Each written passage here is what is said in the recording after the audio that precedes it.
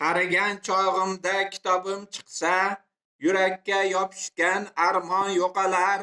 Yozgan chizganlarim yuzaga chiqsa, jami dil izhorim xalqimga qolar. Pandu nasihatim hamda dardu g'am, unda boshdan o'tgan tashvish mujassam. Balki ularning biror foydasi tegar, yoshlar o'qib ko'rib maqsad belgilar. O'zim barvaqt ketsam ham she'rim gapirar, kimdir o'qib ularni olar bir ibrat. Balki disklarda uni ijroda tinglar, ana shunda emasmi jamiki qudrat.